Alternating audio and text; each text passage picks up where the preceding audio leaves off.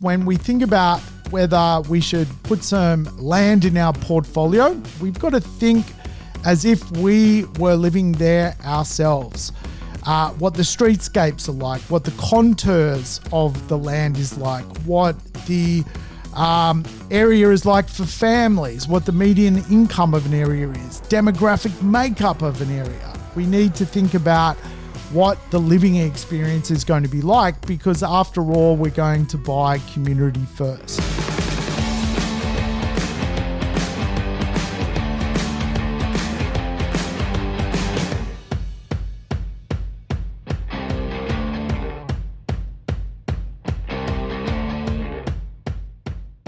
Welcome to the Urban Property Investor. I'm your host, Sam Saggers, here to help you crack the code of real estate wealth. Today, we're going to dig into land. Yes, they're not making any more of it, so let's have a land-based discussion. Not all land is created equal, but today I thought we would dig into the science of how urbanization occurs and, of course, how land can increase your wealth when you get a hold of some.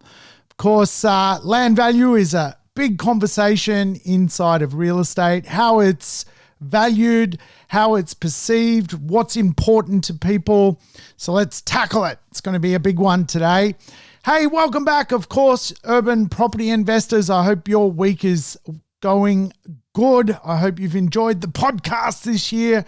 And of course, many more podcasts to come.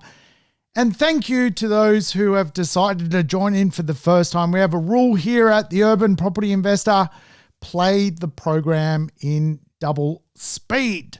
My life is good. Things are going well. Rafi, the Gopnik dog, the unemployed dog, is now on a regime. Yes. We are actually trying to teach him not to like ball. He loves playing with balls, and last night we removed the ball from him, and it was like living with an ice addict. He couldn't sleep. He was up and around trying to find out where this ball is. But we're creating a new pattern in Rafi. He's no longer going to be an unemployed dog. Yes, we're training him to do agility. He's going to be an agility dog. We went to the Easter show, my wife and I, earlier this year, and we saw agility, and we're like, Rafi can do that.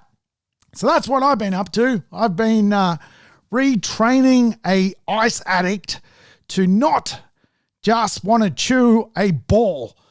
And so it's been a big job, but we can all create new patterns. If dogs can do it, we can do it as human beings. And today, really, the show is designed to give you an idea around land and the types of land that are typically available out in the marketplace. And of course, how you can then go off and potentially construct or renovate a property on that particular land.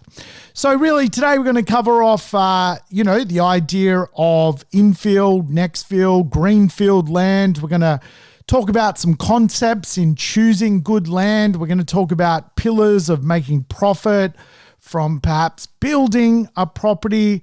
And of course, we're going to delve into the different ways cities work. Now, cities have ultimately different places where people can live. And of course, there are different marketplaces in every city. If we think about the great big cities here in Australia, we've got 5 cities with well over 1 million people in them. And of course, there are suburbs which are walkable to the city. There are suburbs that are on the city's doorstep, inner ring neighborhoods. There are middle ring neighborhoods where larger suburban family homes dominate the landscape. And of course, there are new suburbs and new communities popping up on the edge of our cities as part of urban growth areas. And of course, sometimes known as urban sprawl. You get in your car, you drive as far as you can until you qualify to borrow some money and can afford the type of housing in that area. So what's good? What's not so good? Really, today we want to tackle the conversation around land. And of course, some of those conversations are big conversations because really, when it comes to the idea of buying any real estate, we do have to think about community first. Community matters in real estate. It is so important because you're not buying just a property. You're also buying the neighborhood. You're buying your neighbors. You're buying those incomes your neighbors earn.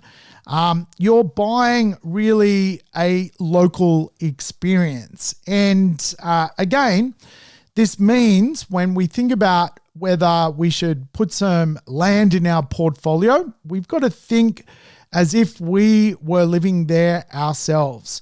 What the streetscapes are like, what the contours of the land is like, what the area is like for families, what the median income of an area is, demographic makeup of an area. We need to think about what the living experience is going to be like because after all, we're going to buy community first. So let's have a chat about the idea of the different types of land. The first type, if you like, of land is generally found in population growth corridors. What happens here in Australia? We have a bit of a business plan, bring in lots of new people to the country, and of course, sprawl our cities further and further afield. Now, when it comes to the future of dwellings being put into our bigger cities, places like Melbourne and Brisbane and Sydney and Perth and Adelaide, they're going to double their population base. And of course, this means we will need millions of more properties. Now, generally speaking, 40% of those new properties which will be created for new people effectively will go in areas which have never really existed before as residential communities. And we call those communities greenfield. 60% will go to basically old established communities which are being reborn, and we'll talk about that. So when it comes to new dwellings over the next 10, 20, 30 years, it's going to be lots of brand new dwellings created. 40% go to urban growth areas in population areas, growth zones, greenfield communities, cow paddocks being turned into housing estates. And of course, not all cow paddocks being turned into housing estates are good. There are certainly some better ones out in society. And really, when it comes to buying property in greenfield locations, really is about communities. And I often say this, sometimes I guess, we often think about people buying in a new housing community as places whereby, properties are, homogenous, they look fairly similar. We often think about it as, perhaps not as cool as buying in an older established suburb. But I can tell you there's plenty of old established suburbs which are run down, beaten up, and suffering what is known as the neighborhood effect, fundamentally broken neighborhoods. And the leapfrog effect of going a little bit further to go into a new land community which is full of community, not just land, actually can make you a lot more money than buying in a rundown derelict area where most people go to score ice. That's just not going to work out. So remember, the idea of new and old is always a conversation in real estate, and there's benefits to both. Old established suburbs with character housing are just brilliant for capital growth. But for a lot of property investors, they can't afford old established character suburbs. So what the alternative or the trade-off is rundown suburbs. And there's a big, big difference between a rundown suburb, which is suffering the neighborhood effect, and a brand new community suffering also the neighborhood effect of good community. People are dropping millions of dollars to buy housing in good communities in new established precincts. So the proof is in the pudding of what people are prepared to pay. So the first rule, if you are going to a greenfield community, in my view, is community is key. Community is key. Great master plan communities being put together is really key. Great precinct plans which are run by reputable brands. So when you think about the Stocklands and the Lend-Leases and so forth, they do some like exceptional communities which have performed, and the evidence is there that growth has unfolded as those communities have matured. So let's go through some concepts. First concept, of course, is community. Without community, forget about it. Like if you're just buying a random new house in a random place with a nothing community, you're going to get a nothing result. If the community in the new land precinct is a mover and shaker, you're probably going to get a better result doing that. But don't be fooled. Like there is this conversation between new and old, and really when you go into those broken neighborhood areas, man, there's some serious issues in those neighborhoods. I just drove through a suburb in Melbourne. It's called Laverton.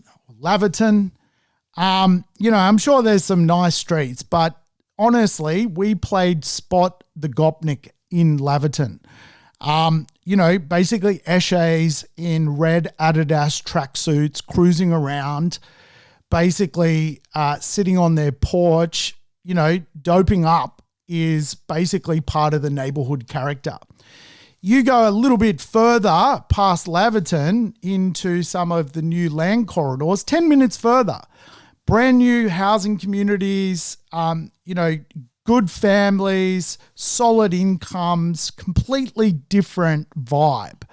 10 minutes further, one's old, one's new. I'll let you be the judge of what would be a better purchase, buying in an old Gopnik, rundown Eshay suburb, which probably will never gentrify, will just continue to fall apart, will just be full of broken windows. Or you go to a new community and, light it up. And really, it's a great example. And I've seen these examples over and over and over when it comes to these type of places. Quite often the land corridor areas are just a little bit further than really bad secondhand marketplaces. So people leapfrog, they jump across and go, you know what, I'd prefer to go a little bit further out where everyone has the same vested interest as me of growing their wealth and looking after community. So obviously, if you're going to buy in a greenfield community, you've got to consider land size. People move to outer suburbs for space, not place. If they want place, they would potentially, and they're on a budget, look at the apartment market. If they want space, though, they will typically go further out to find, a larger home with land content. That's the concept. That's what they're looking for when they go out to those communities. Again, good greenfield land is also based around good amenities and transport. You don't necessarily want to put yourself in a position where you're looking at land which is too far out, it's not commutable, there's no access to freeways, there's no access to transport. Of course, people still need to move, and movement is a massive, massive part. This is where the idea of the 20-minute neighborhood comes into its own. Today, around our cities, jobs are not just centered in CBDs. There are job centers all over our cities. And of course, some of the greenfield communities have very good access to basically other major job centers. And so quite often we create a reference that everyone who lives in, 40 minutes from the city is using the city. It's the polar opposite. They would use the city every now and then for some entertainment, but they're not essentially, driving into the city daily. It's just not how it works.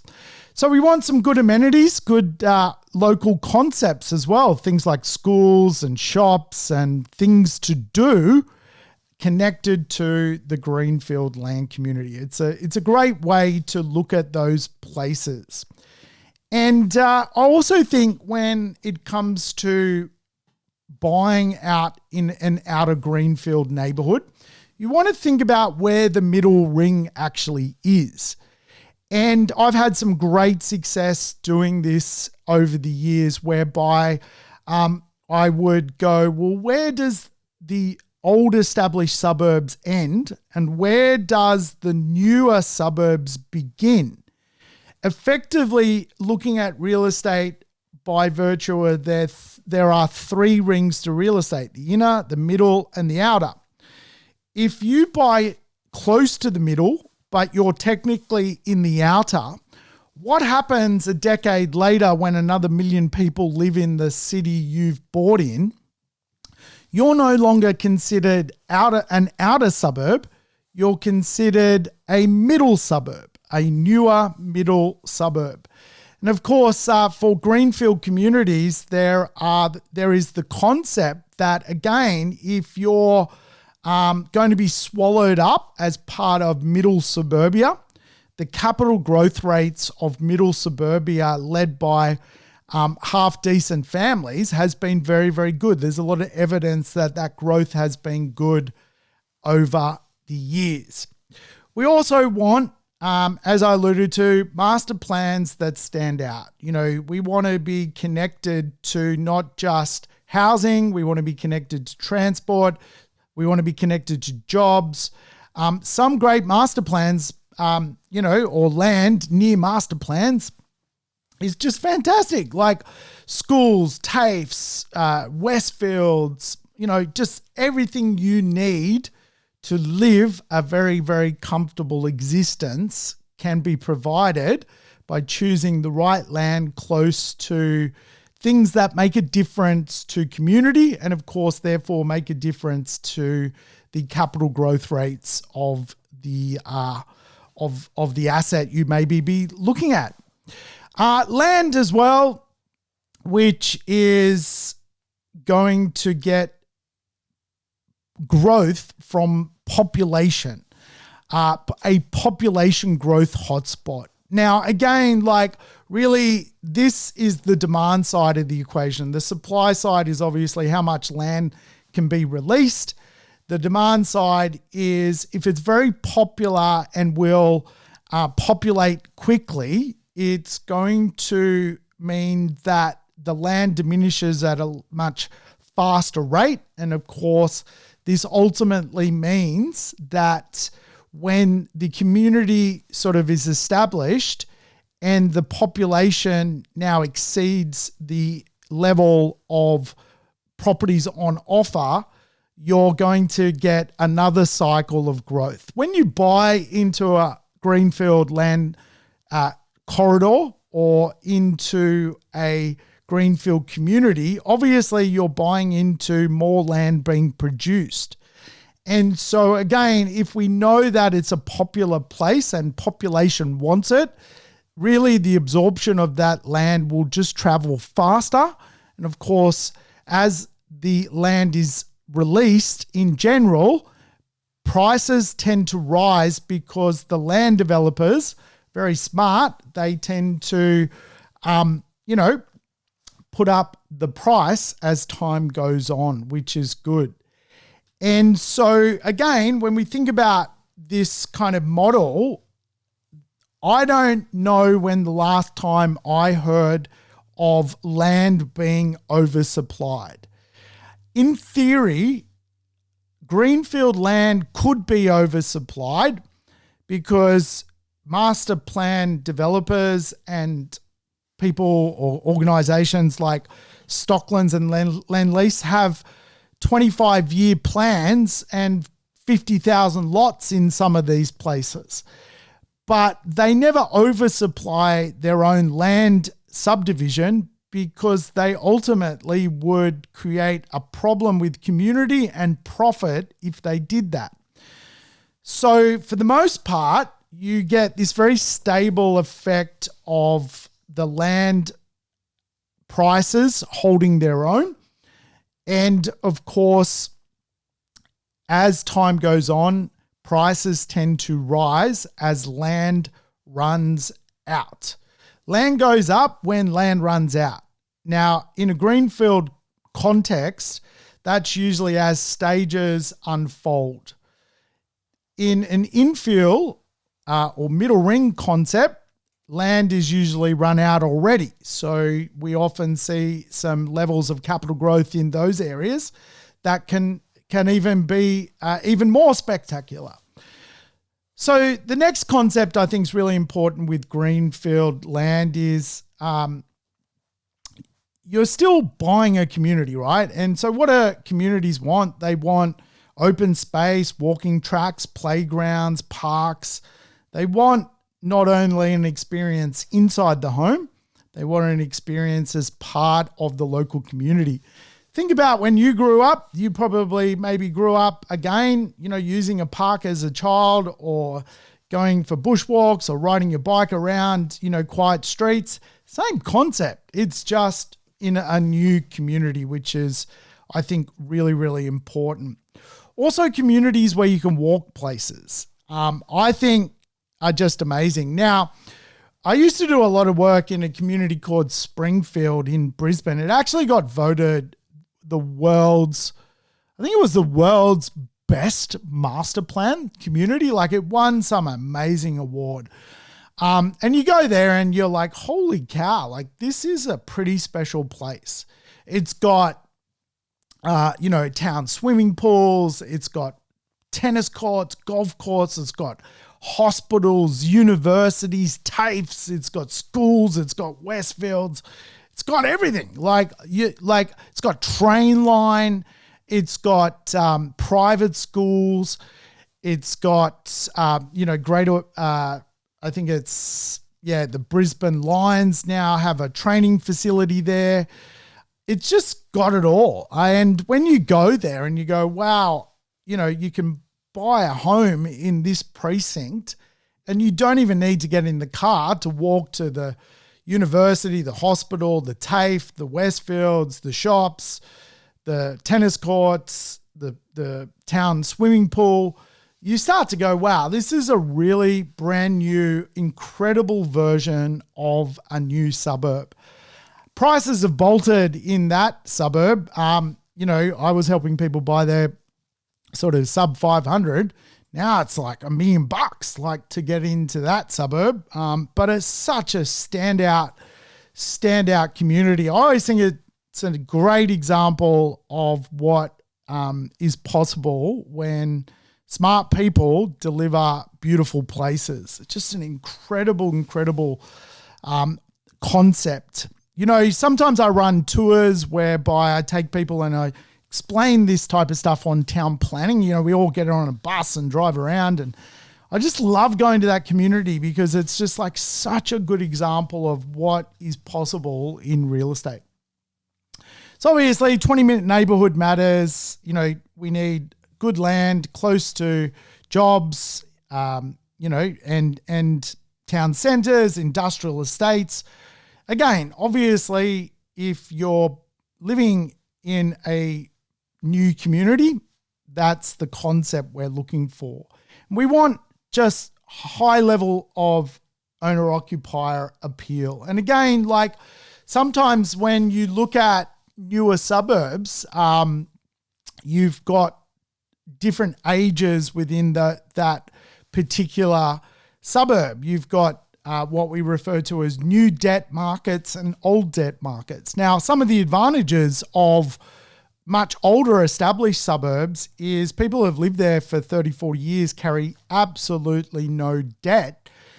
And because they carry no debt, there's like less volatility ultimately when, interest rates change and things like that, because typically a third 30% of old established suburb may have no mortgage, 30% a mortgage, and perhaps 30% of tenants.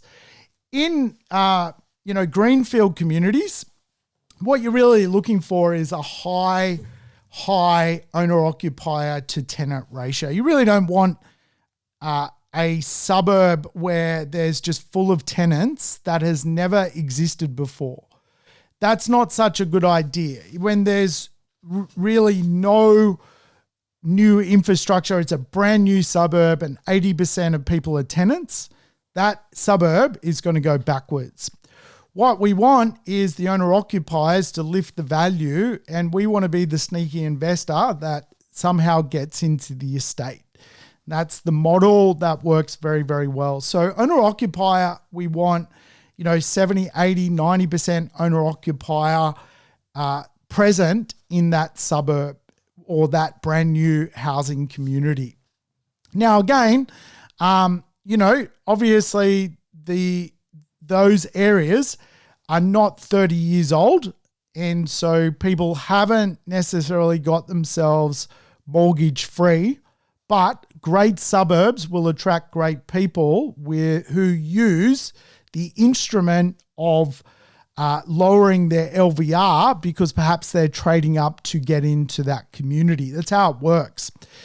And in real estate, you've got this concept where 12 years is the average hold time for property as an investment. 12 years is the average hold time for owner-occupiers, right? So when I say property as an investment, owner-occupiers hold property for 12 years. Where do they go on the 13th year? They're usually upgrading their situation. They're looking for a better place. They're looking to improve their lifestyle. They've made money out of real estate. Now they're going to do it again. They move usually closer to a better piece of lifestyle. That could be the city, that could be the beach, that could be tree change, urban change, or sea change. It's generally how it works. And so if you think about a city, what happens is some greenfield areas are actually the next place where people go, or they go so well, people use their equity and move even closer to the city itself. So there is good money going into many of those communities, and there are certainly areas where you just would put a ruler through them and go, too many tenants, not enough community, not enough precinct plan to drive owner-occupier appeal. Short-lived, just a house for a house sake. And of course, a house for a house sake as an investor is not necessarily going to tick a lot of boxes. So ultimately, that's the concept of really the idea of greenfield. The next concept is what is known as next fill.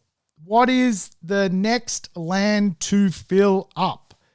And obviously, next fill is all about the idea of monopoly.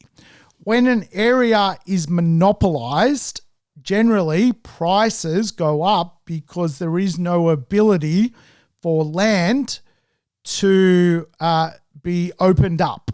And of course, the monopoly effect of real estate is a great effect. And next fill is the concept of buying before an area is monopolized, built out. Monopolized just means built out. And so obviously built out areas in housing generally are quite expensive. And for a lot of investors, they can't afford built out housing marketplaces. So if you want to factor in that you might like a built out housing market, but you want to look at where an area is next to fill up, next to monopolize, then you look for a concept known as next fill. Next fill is really a great way to make money out of real estate. It's the next suburb that is potentially the better buy than the established suburb, the next suburb effect.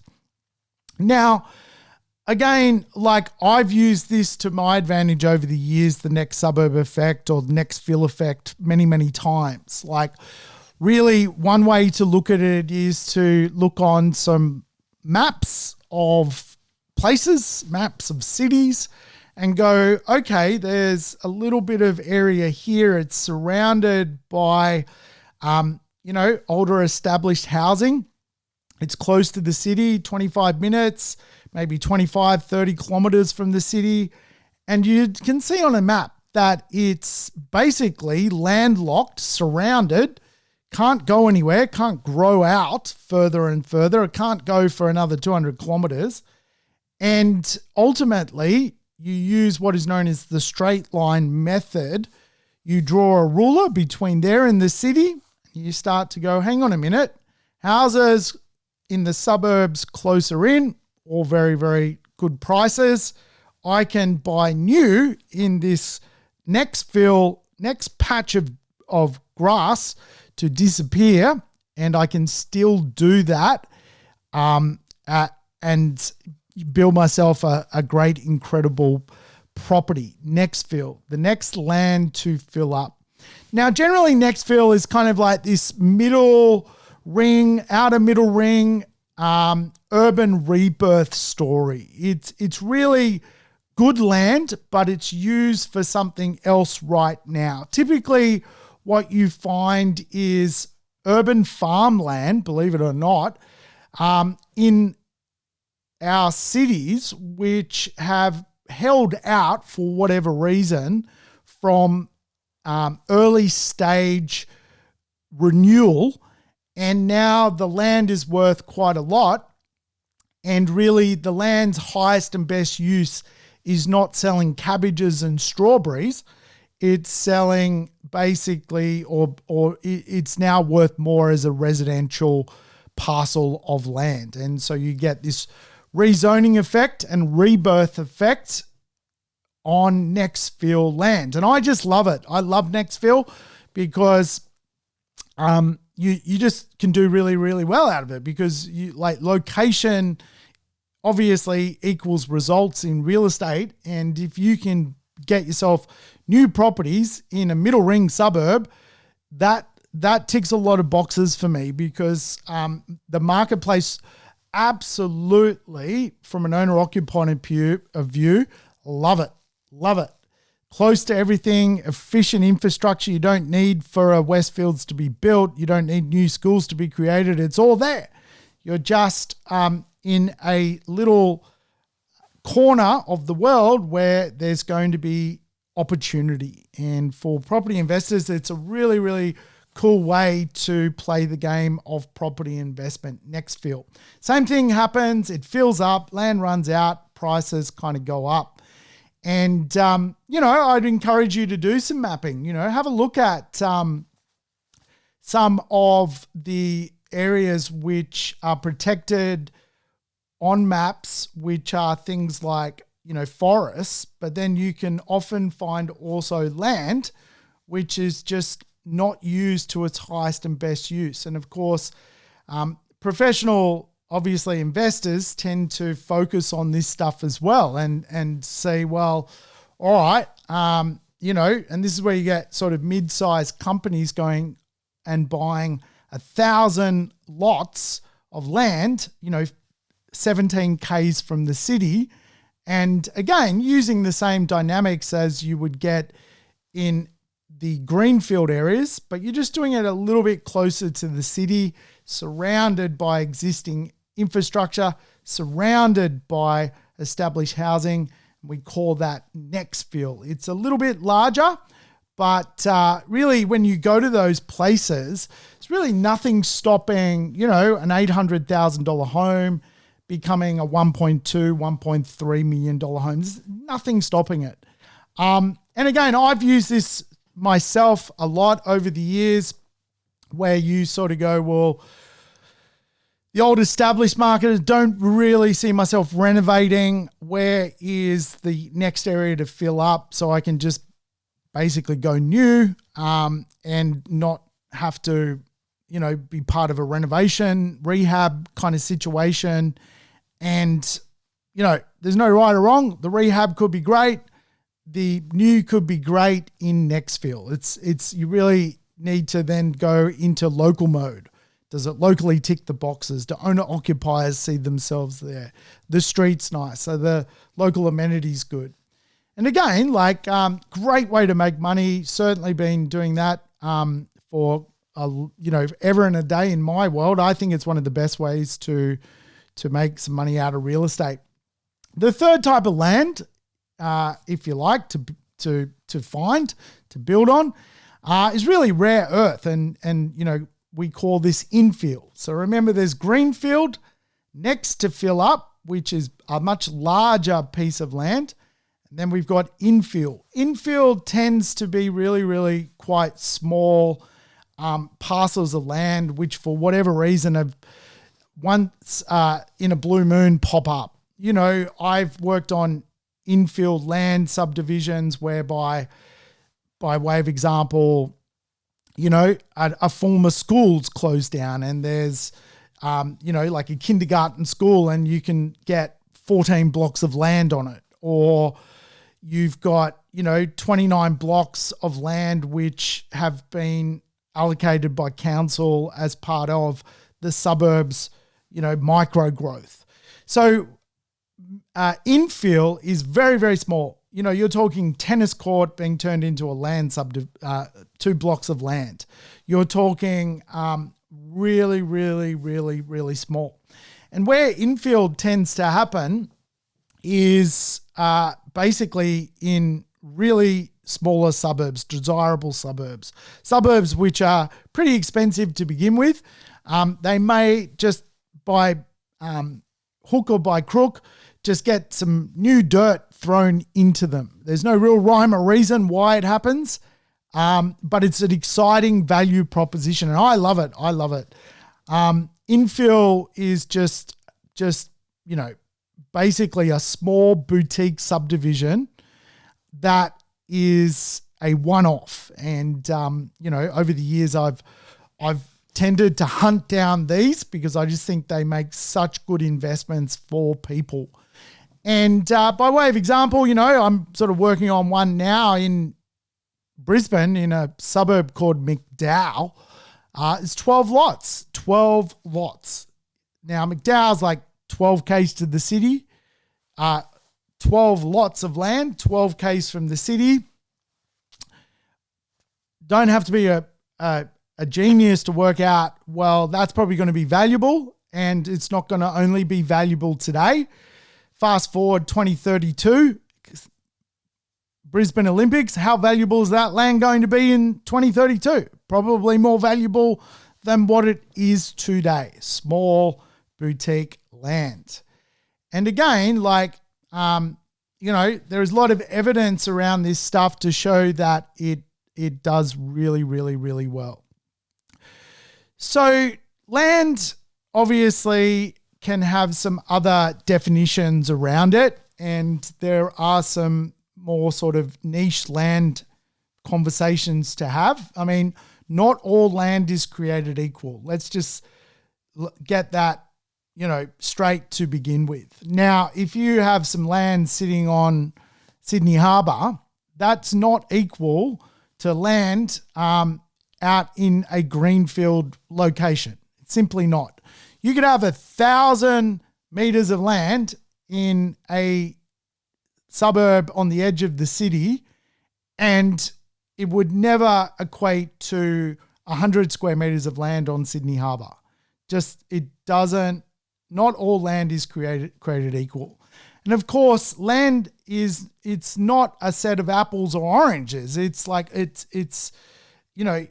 all the same. And so you've just got to appreciate what that looks like. And I always use the metric that I rank basically land. I give it an A when I'm looking at it, a B, a C, or a D for how I characterize the land. A grade, B, C, and D. And I do this with really everything I do. I just simplify it. Is the real estate A grade land? Is it A-grade location? And is it an A-grade build that, is going to serve me into my older years as an investor? That's pretty much my model. And I just simplify my world just using that formula. I'm trying to get the best possible piece of real estate for a budget. And for some people, their budget only gets them B, but a B for them is kind of an A, if that kind of makes sense, because they just don't have the financial depth to do more. So does size matter when it comes to land? Well, land value is definitely different to land size. And if you look at where the highest land values are, they're generally smaller blocks. They can be as low as 100 square meters, and they're in better locations. So I think, in Sydney, Paddington, I believe at the moment, carries the highest land value in Sydney real estate. What people pay per square meter for a piece of land, obviously it's going to have a house on it in Paddington, which is an old character suburb. It's got just a higher level of land value. And so that in itself is just the formula at work. So generally, the closer you go to the city, you can probably compromise land size, because ultimately people accept that smaller land footprints are acceptable closer to the city and will ultimately pay more for the location of the land, not the size of the land, which is really an interesting dynamic. So often we get this kind of correlation that big is better in real estate. And of course, that assumption is accurate if you put two properties next to each other, that you've got one at 300 square meters of land, one at 500 square meters of land, similar house on the block of land. Obviously, the 500 square meter block of land with the house on it is better. That's just the way it works. But, quite often, particularly if you grew up in Australia, there's this sort of assumption that bigger blocks are better. And, really, I think particularly in my era, I grew up and you walked out in the backyard, the Hills hoist, this crazy looking contraption that someone invented in 1930 to hang up your underpants was out in the backyard. You had a lemon tree. You had a kind of really old decrepit home on this giant block of land.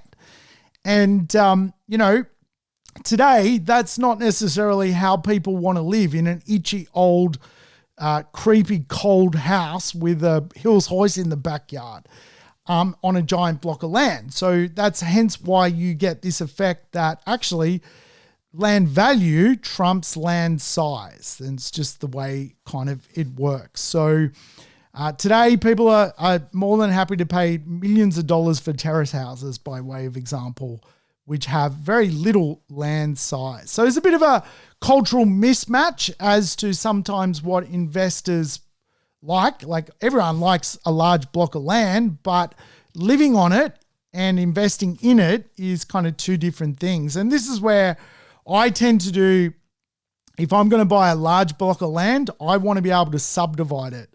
And that's where, I tend to look for,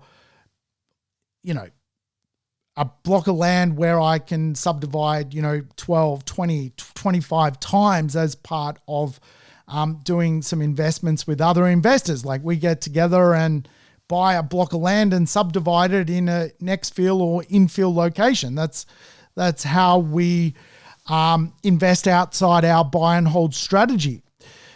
But there is a bit of a cultural mismatch. Certainly, today millennials are entering their family formation stage. They are looking for smaller homes, larger homes. They are looking for extra bedrooms, things like that. The baby boomers certainly holding on to their much more older, established homes in, generally inner and middle suburbs. And, for many of them, what happens is that sort of baby boomer generation, if they don't sort of downsize in their early 60s, the likelihood of them downsizing kind of dissipates because they tend to hold out until, their final years living in, a large 5-bedroom, 6-bedroom family home, just the two of them.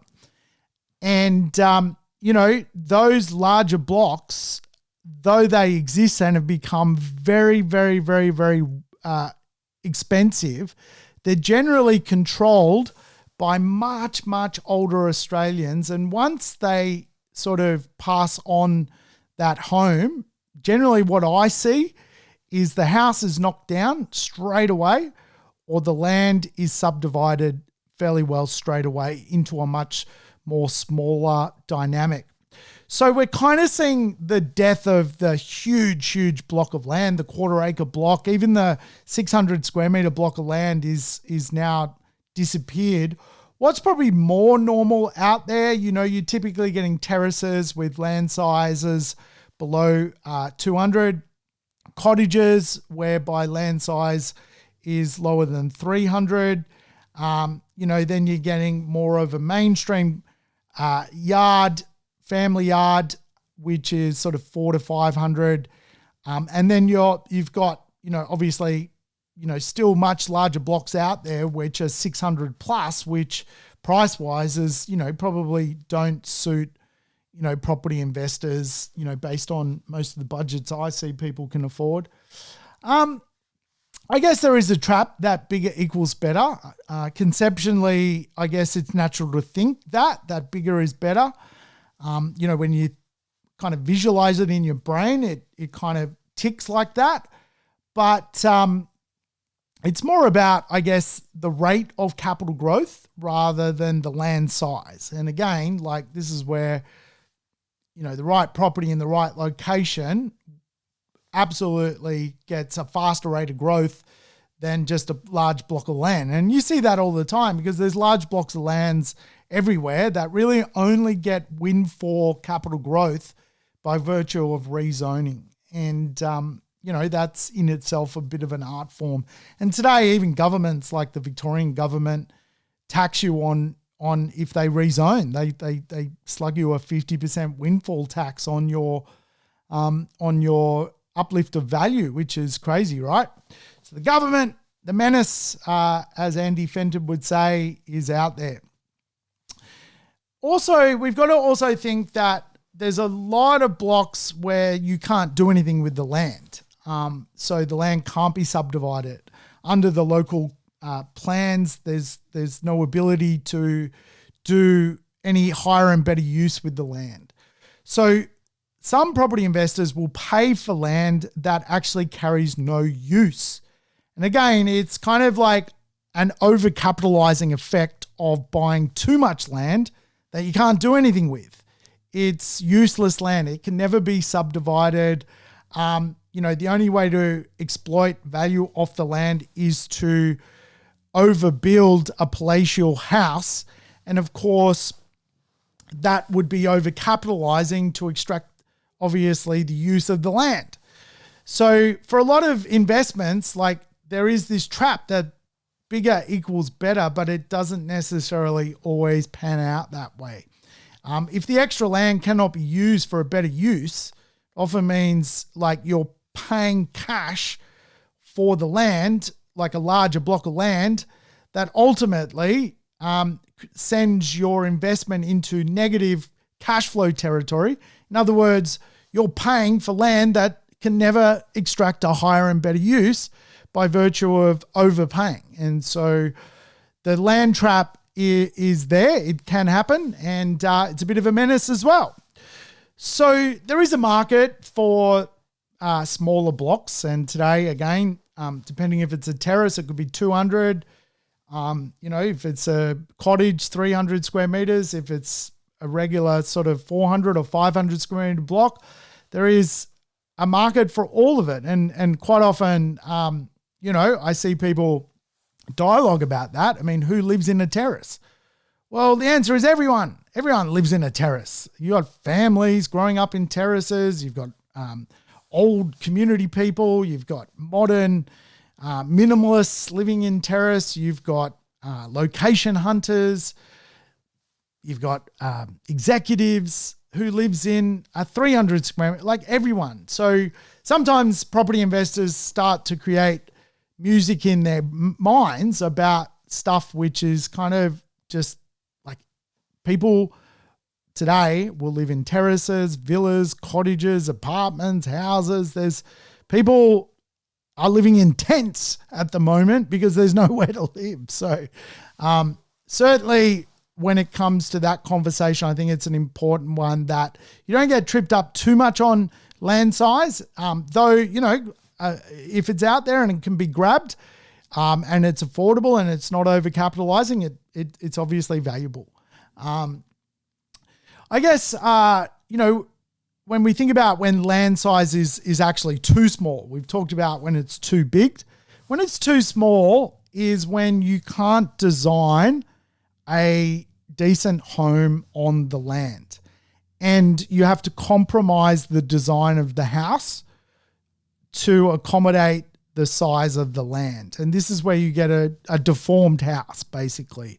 It's not, how should I put it, in keeping with the demographics of the neighborhood. And the reason is perhaps the land size and the footprint of the land was just too small, and the builder has had to, and the architect have had to create a little bit of a podgy house which has no functionality. And again, that's when probably you shouldn't look at a house that is dysfunctional. No one really wants that.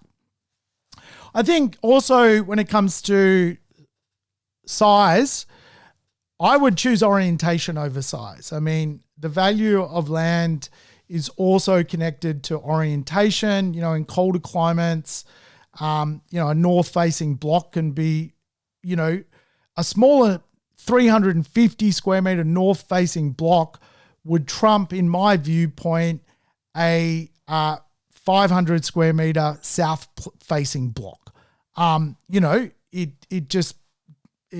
People also consider orientation. And again, in the hotter climates, it's less of a problem because no one wants the sun. In colder climates, it's a conversation. You've got a north-facing backyard.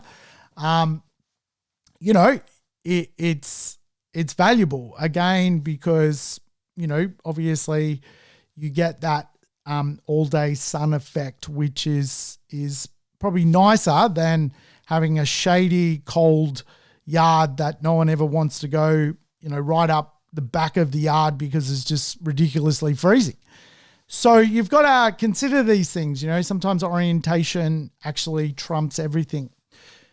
Street frontage is important. Obviously, we're talking about new land, infill land, greenfield land. We could also talk about older land and established neighborhoods where existing homes sit on it. This is where the conversation of street frontage is important, or street appeal, which is a big conversation. Like some of the nicest properties, in my viewpoint, have little to no traffic. They have a feeling of there's no overexposure to the streetscape. The home is placed in a nice position on the land. There is no issues with things like easements, flood zones, and the width of the home, it's a nice sort of frontage. And so the street, the appeal, and the frontage also tick a lot of boxes for me. Now, when it comes to the concept of the mathematics of basically housing, there is a concept known as land to asset ratio, the land to asset ratio. All this means is, simply put, how much of the value of the overall price is land and how much of the overall price is build or the building. So let's say you had a property for $700,000, $350,000 of it is land and $350,000 of it is the build. You have a 50% land value to asset value ratio. Both are worth 50%. Now, my general rule is the minimum is 50%. And the reason being, generally how it works as well is if 50% of the overall cost is the building, buildings carry with it cash flow. The better the building, the better the cash flow. The better the cash flow, less money coming out of your pocket. As you play with the ratio, you might get up to, for example, if you looked at a property which has 90% land value and 10% building value, i.e. the land to asset ratio is 90% land, 10% build, you would probably see that that building should be condemned. There is no value in the building, so you would not be able to get a yield out of the building. It probably is a knockdown. And so when I buy subdivisions, generally there's a building, a dilapidated kind of old derelict building sitting on it that has no value. The only thing left of value is the land. And so again, some people prefer a higher land to asset ratio, i.e. a much older building on a block of land because buildings depreciate and land depreciates. I tend to sort of prefer to work with people that need some more help with their cash flow. So I tend to prefer a better housing dynamic on the land to create more cash flow and use the building to pay off the land. So obviously a nicer home has better rent. Better rent can pay the debt of the overall property off faster. So I just approach it that way. But certainly if the building is just too much and the land too less, i.e. the asset is worth 90% of the value, the building is worth 90% and the land's worth 10%, then you're going to run into a problem because there will be a limitation on the level of growth performance in land values that is associated to the property you own. So bare ass minimum 50%, by way of example, the McDowell properties where land value is a lot higher will be sitting at around 65% land value, 35% building value. So it does buffer, but I think anywhere from sort of 50, 60, 70% is good. And anything above that, probably the building's falling down. So it might sound all groovy to go, oh, it's got 80% land value as opposed to the asset value. Well, great. Like, are you going to blow up the building and knock it down? Or are you going to drop a couple $100,000 on a reno? What's the conversation? So that's the conversation around land. And I'm going to conclude the conversation here. Obviously, land is just one component. Then you got to build something. So we might have a conversation about that on another podcast. But ultimately, as a property investor, if you're thinking about a portfolio, housing is a good way to get ahead. And so one way to get your capital growth could be from the housing marketplace. You've got a couple of choices out there. And today I wanted to go over a few of the choices which are typical in the marketplace so you can make a decision. So these are generally the types, right? So you've got a knockdown rebuild. So you basically look at a house, it's all land value, it's a derelict home. You buy it, you knock it down, and you rebuild. You've got infill house and land. So basically you're buying a really, really boutique into a really boutique piece of land. You build a new home on it. You've got greenfield houses, which are new communities. New communities, you're probably better off betting on, the community itself, making sure you buy a nice, good-sized block of land. Then you've got next fill housing communities, basically the next suburb effect. And again, you can leapfrog the derelict suburbs where you don't want to renovate because you would be overcapitalizing. Then you've got great housing choices in old character established suburbs. And these are your quintessential wealth pockets, beautiful homes, heritage sometimes, make great investments. And, if you've got the budget, that's also a great way to get that capital growth rate you're looking for. So I hope that was helpful. I'll catch you on the next episode. We'll talk more real estate. Thanks for tuning in to the Urban Property Investor. To never miss an episode, make sure you subscribe to the podcast on your favorite app or on YouTube. I would love it if you could give the show a rating and share it with your friends and family. In between episodes, you can always keep in touch with me by connecting on social media over Facebook, Instagram, or LinkedIn. Until we meet again on the next episode of the Urban Property Investor, take care and bye for now.